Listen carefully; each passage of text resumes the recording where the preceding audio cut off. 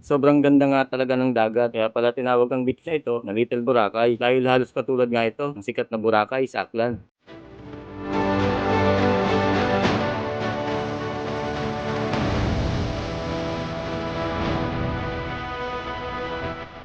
Sobrang linaw ng tubig kaya kitang-kita mo ang mga corals at mga isda sa ilalim ng dagat. Kaya napakaganda nito para sa snorkeling o diving. Makikita mo rin ang iba't ibang uri ng mga sea creatures tulad na lang ng starfish. Sa mababaw na bahagi, payapa at kalmado ang mga alon. Perpekto ito para sa paglangoy. Kapag low tide naman, lumalabas ang mga sandbar na napapalibutan ng mababaw na tubig at parang naglalakad ka sa gitna ng dagat. Hindi ito masyadong siksikan kumpara sa ibang sikat na beach. Kaya naman payapa at tahimik ang paligid. Masarap mag-relax, kinig sa tunog ng alon at tamasahin ang prestong hangin. Ang dagat ng Little Boracay ay natural na ganda na hindi mo na kailangang maglakbay ng malayo o gumastos ng malaki para maranasan. Kaya ngayon, kung naghanap kayo ng mapag-outingan, isa ang beach na ito na maire-recommend ko sa inyo, ang Little Boracay ng Calatagan, Batangas. Ikaw na mag-google, pre. Ikaw na. Basta dire-diretso na lang mo. Madali. Ako na. Dahan-dahan lang tayo. Tandaan lang. Oo. Okay na? Let's go. Ito, si Angela mag-google. At ito na nga guys, paalis na kami. Pero sa di inaasahang pangyayari ay nagkaroon ng aberya dahil nasiraan ng motor ang ating tropa. So yun guys, nandito kami sa Timalan. Bali inaayos pa yung motor ng tropa. Sinasiraan. Buti nga hindi pa kami nakakalayo. Tapos buti na lang may tools yung isang tropa natin na si Angelo. Ayan, may reserva siyang belt. Saglit lang naman to. Eh, CJ oh. What's up? Dire mo parin Jason. Baka pa nyo ng basahan para mas kumapit. Yun oh. Ang init. Ay, Ay buhangin. puta ina. Doon dumali no. Dadragging talaga to, rendezvous yun. Tignan mo nga kung may ano ako dito. Manipis. Eh? Ito yung belt. Gumalaw na rin yung bola, pre, no? Oo, gumalaw na rin yun. Hindi tayo pwede magkabit lang ng basta. Pinasok na rin yung buhangin. Babackjump yan. Okay na yung motor ng tropa na ayos na. Time check, 5:29. Ayos na kami. Sabi ka po sa akin. Ikaw yung bumusina? Ako yung nag-operasyon. Okay, kaibang tunnel na kami. Mapasok namin ang tunnel.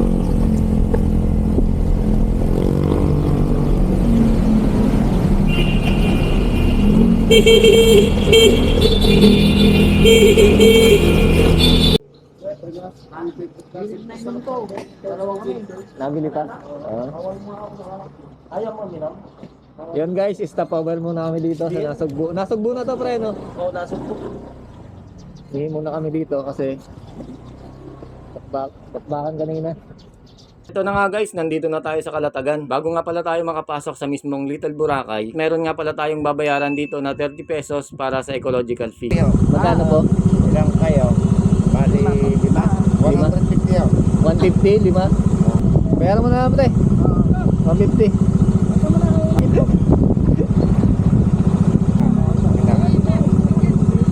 Basag up yung ano. Ito na yata yun, yung green na ba? Dalawa yung green na ba rito? Tawagan natin. Kung kayo Miss Jerry po, hindi ako po mag-a-assist sa inyo. Ayun. Ayun, oo. Tapos saan po kami mag-park? Hindi na lang sir. Paayos na lang po kasi para Wala na kaming babayaran sa parking tent. 30 po ang isang motor sir. 30 ang isang motor. Iba po yung doon sa labas. Yun, sige. Ay bayad pa motor. 30. Oh, nakalagay dun sa ano, 30 eh. At nandito na nga kami sa mismong port ng Little Boracay. At babayaran na nga namin ang renta ng aming nakuhang floating cottage. 4,500 nga pala ang renta. 1,000 ang reservation fee. Kaya ang binayaran namin, 3,500 na lang. May babayaran nga din palang 30 pesos para sa parking fee. Alright, pupunta na kami doon sa aming cottage. Yes, natuloy din! Tuloy din pa. Ba't tayo natutuloy eh? So dito tayo sa Little Boracay. So titignan natin talaga Little Boracay talaga. Tingnan natin. PM2. O sa kanan tayo. Yan. Oh, walang ihawan. May ihawan yan, ma'am. Yes po. Yun, meron na. Magluluto natin yung tilapiyang Batangas. Okay, ito na ang cottage namin. Malaki cottage. Ito ang gusto ko. Uy, may duyan. May duyan. Bawal lamang pong gawin or not allowed allowed mag-ihawin si lifeguard, hawakan po yung mga starfish, at magtatalon tumalon sa second floor. Lifeguard niyo po, professional with CPR training. Dito po sa akin kanan, si Kuya Gilbert. Dito naman po sa akin kaliwa, si Kuya Jerby and si Kuya Balay. Both man niyo po, everyone, iisa lamang po si Kuya Robin. Okay po? Randy Boy! So ayun, bago umalis ang aming cottage kasi hihilahin na guys. Kailangan daw mag life vest muna. Yun yung rules nila dito, kailangan naka life vest habang nasa cottage para safe. Alright, tinihila na yung bangka namin. Tara, Randy Boy! Mag life vest ka!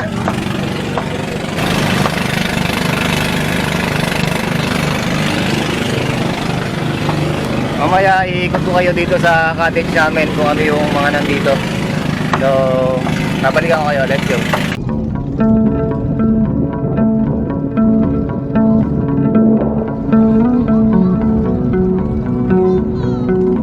Okay, first destination natin.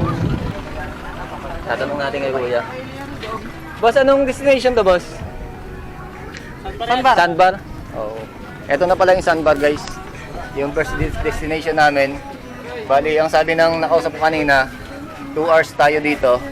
Pagkatapos ng 2 hours, lilipat naman tayo sa ibang destination. So, i-enjoy namin to dito. Ipapakita ko sa inyo yung kung gaano kaganda dito sa Little Boracay. Bago yan, ay tutur ko muna kayo dito sa aming cottage na nakuha, ang floating cottage. So, unahin muna natin dito sa taas. Dito muna tayo sa second floor. Kaya tayo dito, guys. Ito yung second floor. Kung makikita nyo, may upuan. May upuan siya dito. Pwedeng pang maramihan, guys. Tapos, ito yung harapan. Ibababa ko naman kayo dun sa baba kung ano yung mga nandun. Tara, let's go. May kasama na siyang duyan. Pwede kayong mag-relax. Ayan, mga tropa. Oh. Nagkasikaso pa kami kasi hindi pa naluluto yung iba. So habang nagluluto sila, iikot ko muna kayo dito sa aming cottage. Ito yung pinaka main table namin, mahaba. Dito sila nag-asikaso ng mga pagkain namin. Si Boss Angelo, Boss AJ. Yan. Tapos dito may upuan, mahaba din, pwede pang maramihan. Mahaba. Yan. Tapos dito sa gilid, ikot tayo doon sa pinaka-kwarto. Ito yung pinaka-kwarto, guys, kung gusto nyo magpahinga. Kung pagod na kayo sa pag-swimming, pwede kayo dito magpahinga. May foam. Ayan, oh. Maluwag din pala dito, guys, sa loob. Pwedeng tapos window glass pa, oh. Kaso may hindi nabubuksan. Dito namin nilagay yung mga gamit namin na mga importanteng bagay. Dito namin nilagay. May mga goggles pa dito, guys, oh. Kompleto. Ito may pang ng lamok. May mga laruan din. Saktong-sakto to kung may mga kasama kayong mga bata. Ikot naman tayo dito sa likod. Ano niluluto mo, pre? Gawa tayo sa sawang palaman ng isda. Gawa ng sasawan. Sarap to. Ba, relleno? Oo. Relleno ng tilapia. Ikot ko kayo dito sa likod kung ano yung meron dito. Eto, nandito si Jay. Parin Jason. Yan, oh. Tapos, picture muna kami. Shoutout muna kay Kuya, yung bangkero namin. Ano pangalan nga, pre? Jeremy po, Jeremy. Jerby. Shoutout kay paring Jerby. Siya yung nag-guide sa amin dito. Ito yung iyawan nila, stainless, malaki. Pwedeng magluto ng kanin, ng ulam. Bawal nga lang dito, boss, ng yung butane na boss na. Bali magdadala sana kami, pero sinabi nung na nakausap ko, bawal daw magdala ng butane. Kaya uling na lang pwede.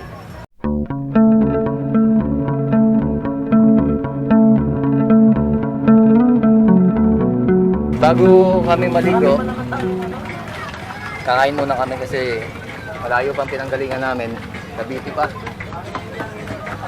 Kaya kain muna kami. Pero ang linaw dito, guys, oh.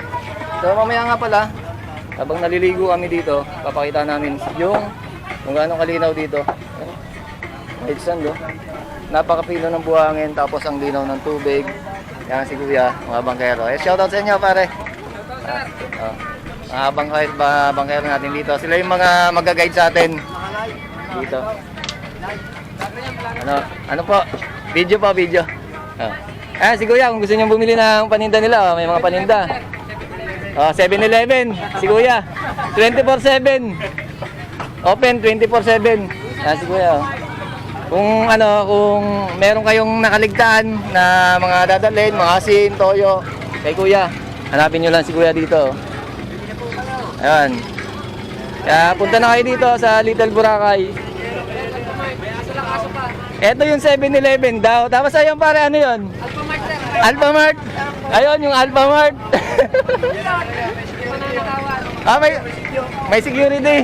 Ayun, may security pa. Hindi yan mananakawan, may aso eh. Bukas pwede. Bawal na utang ngayon, bukas pwede. Ayun oh. Wala palang problema dito pag yung may yung mga nakalimutan mong dalhin. Dito may mga mabibilan din pala dito. So ayun. May sea urchins, isda. Tapos yan, may mga alak, may coke. Wala palang problema dito, yun oh. Ayun, Dali. Ito 7-Eleven, Alphamart, Dali. 20. Bibili kami ng asin kasi nakalimutan namin yung asin. Kaya bibili kami kay Kuya. Yeah. Yan. Thank you po. Ayan, nakabili ka ng asin, guys.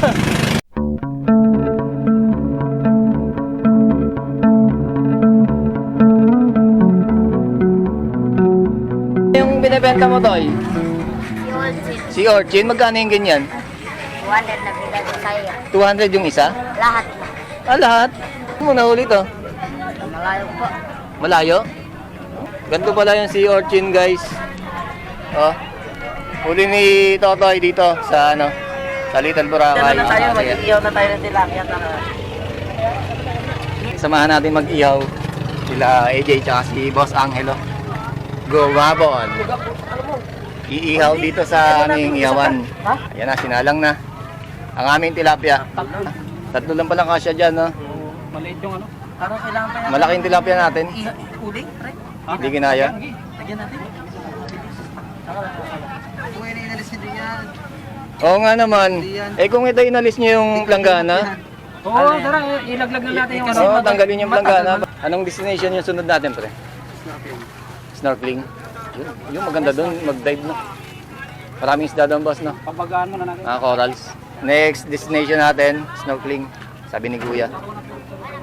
Randy Boy, Let's go. Hanap namin yung titinda ng ano ba yun? Sea urchin, hinahanap namin kanina pa yung nagtitinda ng sea urchin. Hindi pa gusto niya tikman, kaya hinahanap namin yung bata. Ayun yung bata, oh! Ay, hindi yun. Mamaya, pinababalik ko eh.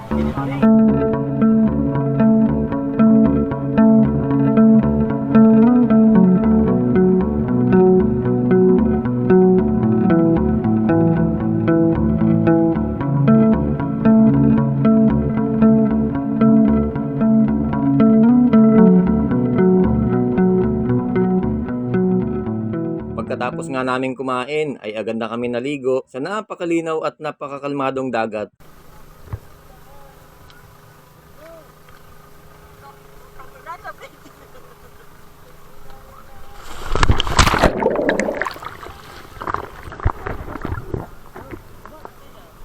Ito ang pangalawang destinasyon na pinuntahan namin, ang snorkeling area. Sobrang linaw ng tubig, kitang-kita mo yung mga bato at mga coral kahit sobrang lalim na. At meron ka rin makikitang iba't ibang uri ng mga isda. Meron din kaming nakita dito na parang ahas dagat. Hindi namin alam kung anong tawag dito. Para sa mga makakapanood ng video na to, kung alam nyo kung ano ang tawag sa ahas na yon, paki-comment naman sa baba, guys.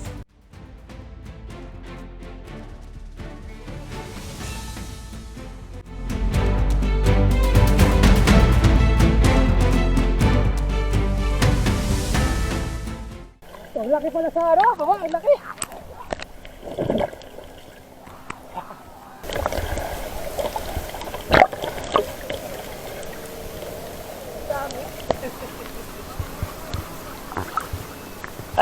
na yung palos ka ng wangog yan.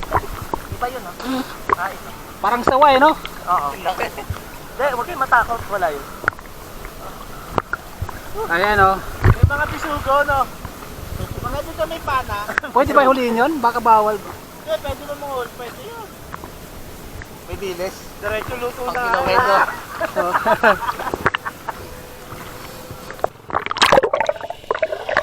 Hindi tala ba to? Tignan mo. Tignan mo. Sa ilalim.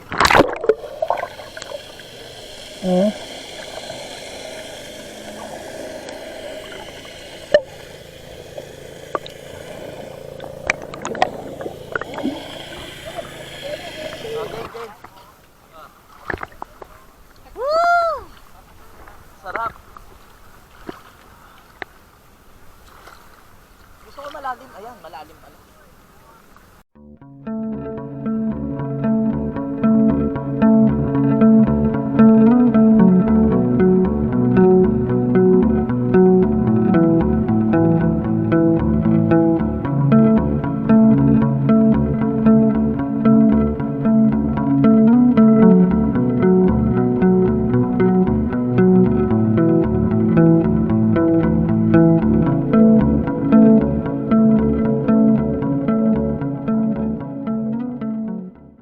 Siyempre, hindi makakumpleto ang pagpunta namin dito sa Little Boracay kung hindi namin susubukan na sumakay sa Dragon Boat. Kaway muna, kaway. Oh, kaway. Yay!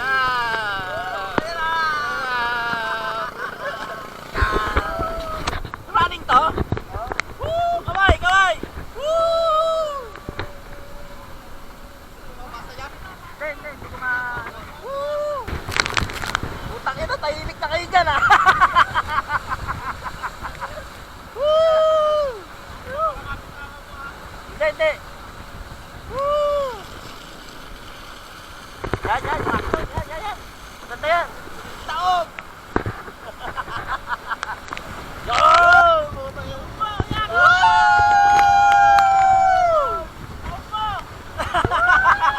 Wag! Tol, kapit!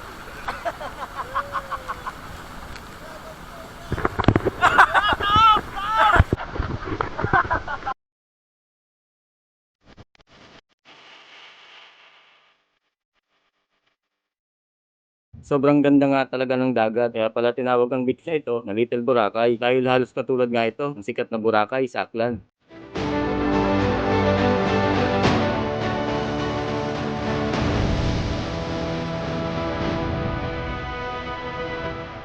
Sobrang linaw ng tubig, kaya kitang-kita mo ang mga corals at mga isda sa ilalim ng dagat. Kaya napakaganda nito para sa snorkeling o diving. Makikita mo rin ang iba't ibang uri ng mga sea creatures tulad na lang ng starfish. Sa mababaw na bahagi, payapa at kalmado ang mga alon. Perpekto ito para sa paglangoy. Kapag low tide naman, lumalabas ang mga sandbar na napapalibutan ng mababaw na tubig at parang naglalakad ka sa gitna ng dagat. Hindi ito masyadong siksikan kumpara sa ibang sikat na beach. Kaya naman payapa at tahimik ang paligid. Masarap mag-relax, kinig sa tunog ng alon at tamasahin ang prestong hangin. Ang dagat ng Little Boracay ay natural na ganda na hindi mo na kailangang maglakbay ng malayo o gumastos ng malaki para maranasan. Kaya ngayon, kung naghanap kayo ng mapag-outingan, isa ang beach na ito na maire-recommend ko sa inyo, ang Little Boracay ng Calatagan, Batangas.